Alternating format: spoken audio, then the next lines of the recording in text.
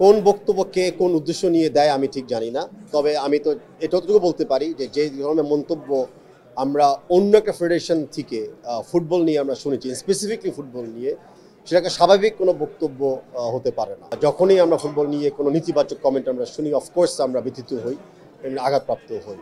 তবে তাও just recently আমাদের ক্রিকেট কনফারেন্সের সময় আমরা একটা বক্তব্য শুনেছিলাম যেটা ফুটবলের এগেনস্টে হয় এবং খেলোয়াড়দের উপর অপমানযোগ একটা কমেন্ট করা হয়েছে। তার প্রসঙ্গে আমি ব্যক্তিগত প্যাডে বাংলা ফুটবল ফেডারেশন পক্ষ থেকে বিসি সভাপতির প্রতি আমি একটা চিঠি পাঠিয়েছি। অ্যান্ড আমি আশা করি ওই চিঠির উত্তরে আমরা অনেক কিছু ক্লারিফিকেশন পাবো। যখন আমরা একটা ক্লারিফিকেশন পাবো বা বিসিপির অফিসিয়াল স্ট্যান্স আমরা জানতে পারবো, আমি বিশ্বাস করি সেখানে আমরা একটা সমাধানের পথ খুঁজে নিব। আমরা সবাই খেলোয়াড়, আমরা সবাই ক্রীড়াবিদ, আর আমাদের সকল ফেডারেশনের দায়িত্ব হলো ঐক্যবদ্ধ থাকা।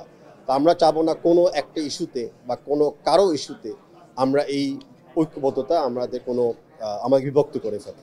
তো আমি আশাবাদী যে অতি শিগগিরই আপনারা দেখবেন যে সকল ক্রীড়া ফেডারেশন এক হয়ে বাংলাদেশের জন্য এবং বাংলাদেশের কল্যাণের জন্য আমরা কাজ করছি। For more updates, subscribe to our YouTube channel and click on the bell icon. Follow us on Facebook and Instagram. Download T-Sports app to enjoy exciting games and highlights. Visit tsports.com.